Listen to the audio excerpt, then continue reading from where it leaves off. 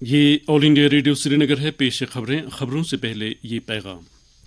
ہم اپنے سامعین سے اپیل کرتے ہیں کہ وہ کووڈ سے محفوظ رہنے کے لیے ان 4 احتیاطی تدابیر پر عمل کریں.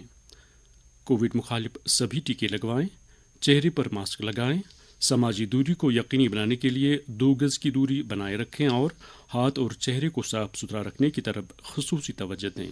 اب پیش خبریں.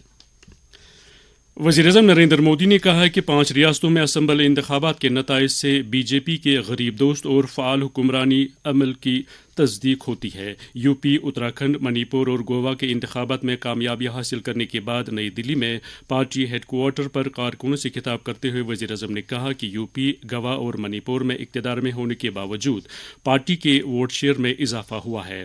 وزیر اعظم نے کہا کہ اتر پردیش نے ملک کو کئی وزیر اعظم دیے ہیں، تاہم یہ پہلی مرتبہ ہوا ہے کہ کسی وزیر اعلیٰ کو 5 سال کی مدت پورا کرنے کے بعد دوبارہ منتخب کیا گیا ہو. انہوں نے کہا کہ حکومت نے نہ صرف حکمرانی کے عمل میں بہتری لائی ہے بلکہ پورے نظام میں شفافیت کو بھی برقرار رکھا ہے. نریندر مودی نے کہا کہ بی جے پی اس بات کو یقینی بنا رہی ہے کہ سرکاری سہولیات ہر ایک غریب تک پہنچے. انہوں نے ان انتخابات میں حصہ لینے والے ووٹروں کو مبارکباد دی اور بی جے پی کی جیت کو یقینی بنانے کے لیے ان کا شکریہ ادا کیا. دریاسنا senior B J P leader اور مرکزی وزیر داخلہ امت شاہ نے بھی بی جے پی پر اپنا اعتماد ظاہر کرنے کے لیے اتر پردیش، اتراکھنڈ، منی پور اور گوا کے لوگوں کا شکریہ ادا کیا ہے. اتر پردیش، اتراکھنڈ، گوا اور منی پور میں بی جے پی نے واضح جیت حاصل کی ہے، جبکہ عام آدمی پارٹی کو پنجاب اسمبلی انتخابات میں نمایاں کامیابی حاصل ہوئی ہے.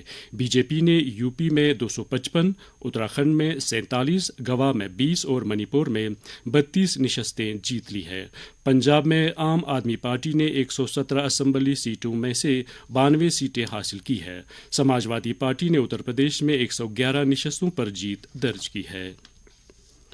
ایس کے آئی سی سی سری نگر میں کل یونانی دن کی تقریبات کے تحت یونانی طرز علاج سے متعلق 2 روزہ بین الاقوامی کانفرنس کا آغاز ہوا. آیوش کے مرکزی وزیر سربانند سونوال نے اس کانفرنس کا افتتاح کیا، جبکہ آیوش کے مرکزی وزیر مملکت ڈاکٹر منجاپارا مہندرا بائی کالو بھائی مہمان ذی وقار کی حیثیت سے اس موقع پر موجود تھی.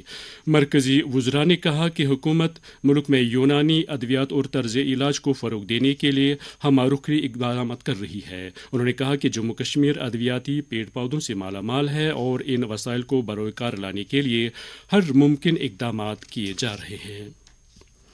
ملک کے تعلیمی منظرنامے میں مثبت بدلاؤ لانے کی غرض سے مرکزی کابینہ نے 2020 میں قومی تعلیمی پالیسی منظور کی. جموں کشمیر انتظامیہ نے بھی اس پالیسی کو عملانے کے لیے خاطر خواہ اقدامات کیے.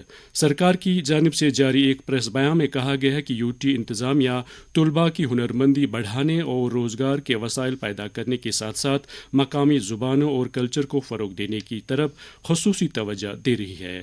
اعلیٰ تعلیم محکمے نے این ای پی 2020 کی عمل آوری کے لیے اقدامات شروع کیے ہیں. علاوہ ازیں جموں کشمیر میں A I C T E Pragati scheme, P M triple S scheme اور A I C T E Saksham scholarship scheme بھی شدومت سے عملائی جا رہی ہے.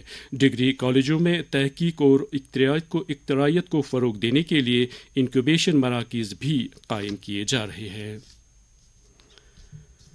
سری نگر میں رات کا کم سے کم درجہ حرارت 3.8 ڈگری سیلسیس، جبکہ جموں میں رات کا کم سے کم درجہ حرارت 13.5 ڈگری سیلسیس درج کیا گیا. اس کے ساتھ ہی خبروں کا یہ بلیٹن ختم ہوا.